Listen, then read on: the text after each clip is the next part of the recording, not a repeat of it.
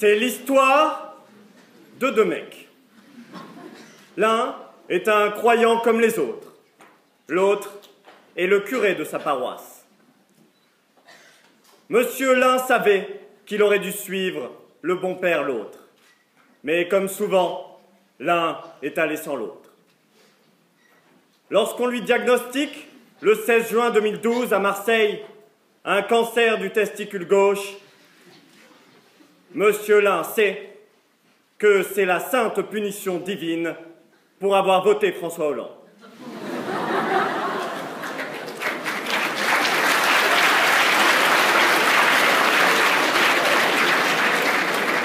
De là à dire que l'Église est à droite, il n'y a qu'un pas, oserais-je le franchir? Je vais me gêner, tiens.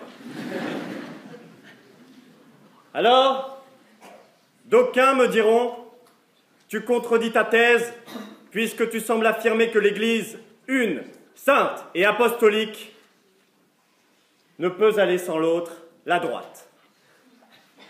Mais néanmoins, ce serait oublier l'unicité de la Sainte Trinité, le Père, le Fils et Jean-François Copé. Mais, mesdames, mesdemoiselles, messieurs, nous n'en sommes encore qu'à l'exorde et non pas à la digression, selon la disposition classique du discours par Quintilien. Alors, s'il vous plaît, revenons à notre histoire. En ce jour de l'an de grâce 2012, le brillant néphrologue, pour l'occasion exceptionnellement chirurgien-urologue, Monsieur le Président Yvon Berland, annonce à Monsieur l'un qu'il doit subir une orchidectomie. Terrifié, sans comprendre ce vocable obscur, le patient s'exclame soudainement, avec l'accent de la bonne mère, « Plutôt me couper la couille gauche !» Et le chirurgien de répondre, l'air grave, « C'est bien ce que je vais faire. »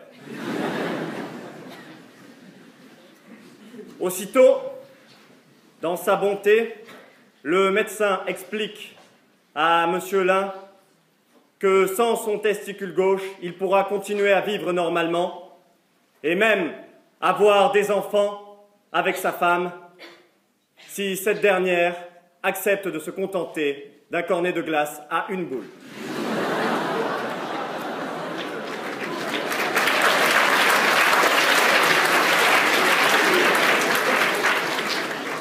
L'un ne peut aller, ou plutôt, pardon, l'un peut aller sans l'autre. Voilà la morale de cette histoire. Et si le président Hollande lui a coûté son âme, sa dignité et un testicule, il lui reste toujours la droite.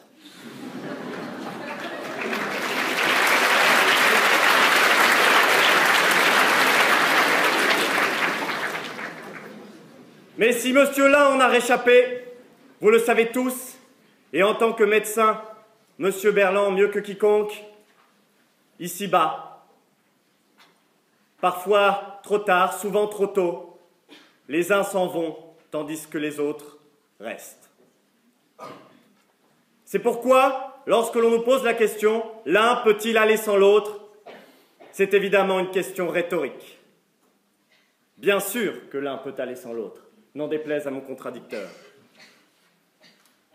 Car si l'on dit l'un et l'autre, on dit aussi l'un ou l'autre. Raisonnons un peu, s'il vous plaît. L'un, c'est d'abord ce qui est uni. C'est un lieu géométrique d'intersection entre plusieurs personnes ou choses qui possèdent une condition, un axiome commun.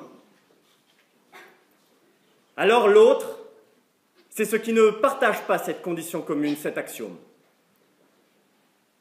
Chez les Grecs, où les divergences étaient nombreuses, il existait pourtant une unité, triple, celle de la langue, celle de la Ligue de Delphes et celle des Jeux Olympiques. Et les autres, c'étaient les barbares, ceux qui ne parlent pas. Je poserai alors une question à mon contradicteur. avant de lui céder la place, car nous sommes en finale. Le vainqueur peut-il aller sans la victoire ?